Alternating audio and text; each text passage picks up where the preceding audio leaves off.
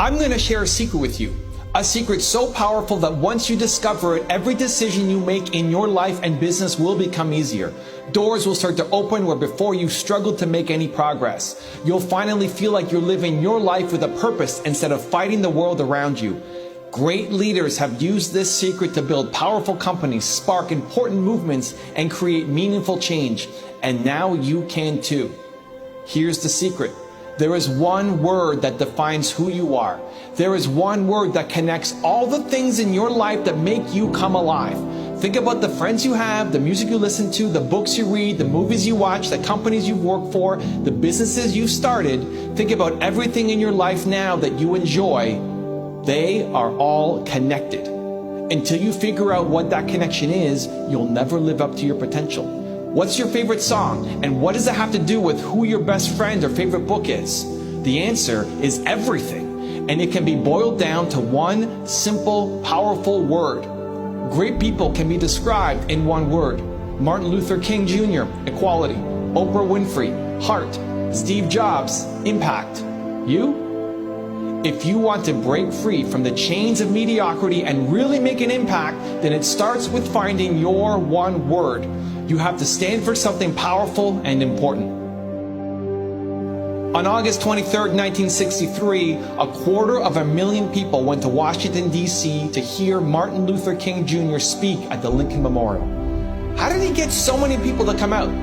He didn't have a newsletter or a Twitter account. He wasn't making YouTube videos or using Google AdWords. He didn't have a website or use Facebook. He didn't have any of the tools that make it so easy for us today to reach people and start movements. And yet 250,000 people came out. Why? Because he stood for something important. The cause he believed in touched people's hearts and led them to action. It was so important that people willingly spread the word and promoted his cause because it was their cause too. The process you're about to go through is important. It's one of the most valuable exercises you'll ever do in your life. The results are life-changing. We're going to go over the 5 core questions. Number 1, what makes you happy? Number 2, what connects your happiness? Number 3, what trait do you hate? Number 4, what's your constant? And number 5, is this really who you are? And then we'll discuss the 4 limiting beliefs that hold you back from doing something great. Number 1, it's too bold. Number 2, what do you think? Number 3, someone else is doing it. And number 4, it's too simple. Have an open mind, be honest with yourself, and eliminate all distractions for the next few minutes. Let's go. If you want to achieve success, start with what makes you happy. Before worrying about what your one word is, think about everything that makes you happy. Start by making a list. Just write down what comes to mind and don't worry yet about where it leads you. Get lost in happiness and make your list. Here are a few questions to get you started. What is your favorite movie? What is your favorite book? What is your favorite song? Who is your best friend? What is your favorite quote to live by? What kind of people do you like to hang out with? Who is your favorite boss? Why are you with your significant other? Who was your favorite teacher? What do or did you love most about your parents? What activities make you come alive? What do you look forward to most in your week? When was the last time you felt overwhelmingly happy? Answer these questions and add whatever else comes to mind that makes you happy. Fill the page with happiness and feel the energy that comes from it. This is where the magic starts to happen. You have your page of all the things that make you happy, right? If not, do it now. It's important. Don't just watch another video. I want you to take action. There's one common theme that connects all the things that make you happy. You may have many reasons why Mrs. Jones was your favorite teacher. There could be 10 things you love about your favorite movie. The people you hang out with have lots of different personalities. But there is one theme that unites them all. One thing they together share. This is a connective tissue that will make all your future decisions easier. This is the powerful mantra that will give you a sense of purpose and help you change the world for the better. This is your one word. Find the common theme in the list of things that make you happy and write it down.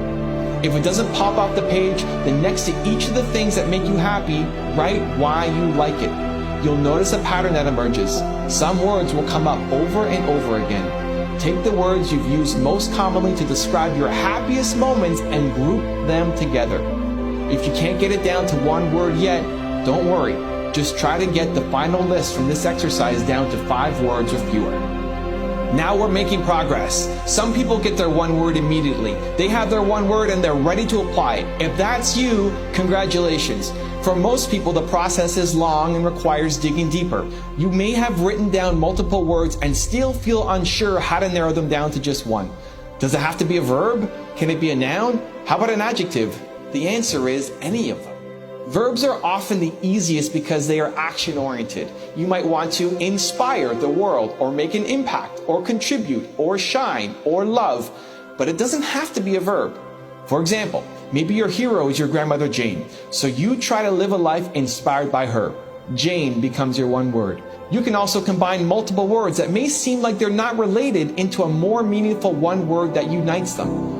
For example, if you love adventure, but you also value caring for others, maybe your one word becomes heart, which you define as following your heart, adventure, and being heartfelt towards others, caring. You take two seemingly unrelated words and bring them together to form your one word, like heart, to better define who you are and what kind of life you want to live. This is a process. You may have picked a word, but you're not confident that it's right. You may feel that what you chose is too big, too daunting, too scary. If that's you, keep watching. We'll figure it out together. If you don't know who you are, then start by thinking of who you aren't. Going negative helps a lot of people clarify their search for their one word. Think of all the things that make you unhappy and make a new list. Write down the people you can't stand being around, the tasks you hate doing, the movies you never want to see, the things that make you dread going to work. Make a list of everything and everyone that makes you unhappy. Make it real. Make it painful. Nobody is judging you here. If you can't stand the thought of seeing Aunt Susie at Christmas, put her on the list. But be careful. This is not a list of your fears or your limiting personal beliefs. It's a list of the traits that you are truly allergic to, that just bring you down and that make you unhappy. The list is the start, but the power is in seeing what connects them. Aunt Susie, the boss you hated most, the people you despise being around, the tasks you dread doing, they too are all connected. What theme binds them together? When you've got it, think about the opposite to find your one word. For example, if your negative theme is neglect, your one word might be care. If it's discourage, your one word might be inspire. Destroy turns into create. Hates turns into love, and so on. Your one word is not a New Year's resolution. This is not deciding on a word because you were inspired by a speech that you heard or seminar you attended. It's not picking a word to be the person your parents or friends want you to be. Your one word is a constant. It has always been with you and will always remain. It's who you are and always have been. Think about your favorite movie from 10 years ago or from when you were a little child. You'll still like that movie today. You'll still like it in 20 years, even though the special effects don't seem as great and the technology is dated, because that movie means something to you. It represents a theme that is at the core of who you are. So is your one word. Your one word isn't something you get bored of or grow tired of. It's always there and always will be. If you're still trying to decide what your one word is, look at your list of things that make you happy and think back to 10 years ago. Which word best describes who you were back then? Think about how you imagine your life in 20 years. Which word best describes who you'll be then? Many things will change with time. Your opinions, your environment, your family, your friends, but your core value, your one word, doesn't change. If you're still having a hard time finding your constant, think back to your parents. There's a reason psychologists ask their patients to talk about their relationship with their parents. Now, I'm no psychologist, but I have found fairly consistently that someone's one word often has roots back in their childhood and with their parents.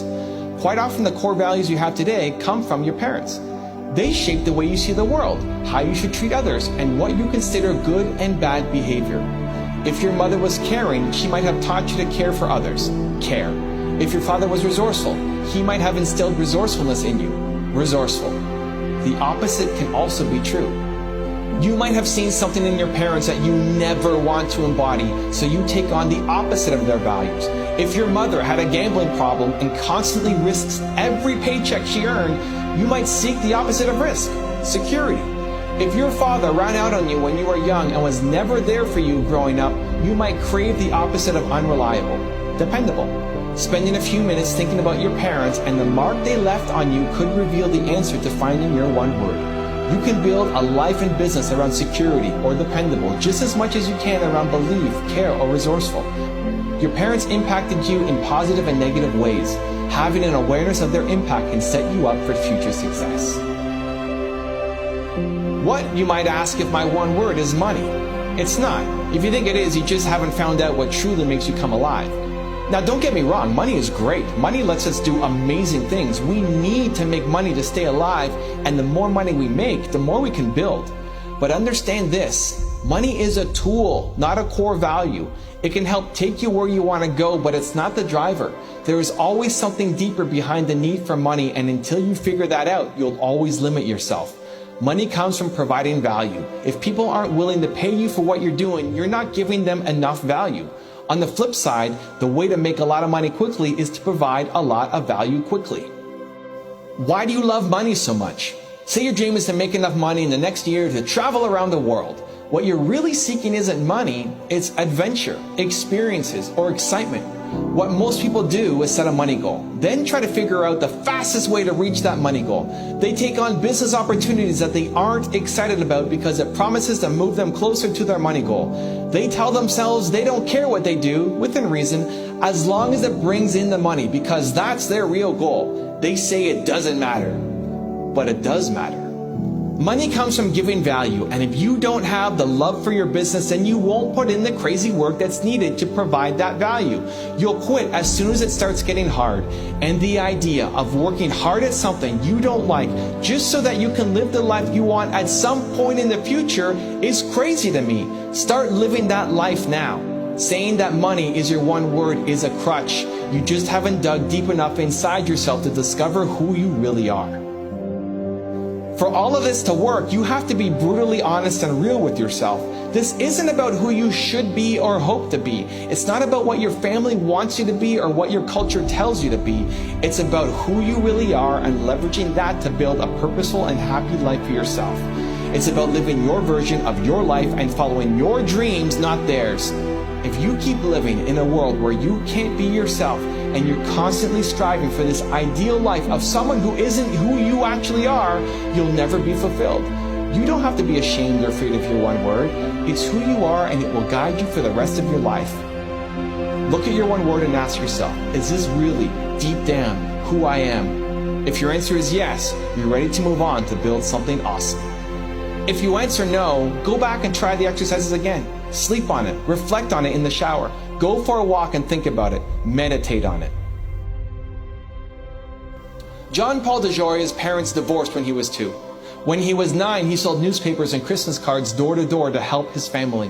When his single mother wasn't able to support him anymore, he was sent to live in a foster home in Los Angeles, where he joined a gang and where his high school math teacher told him he would never succeed at anything in life. His later jobs included being a janitor and an insurance salesman. Today, he's a billionaire.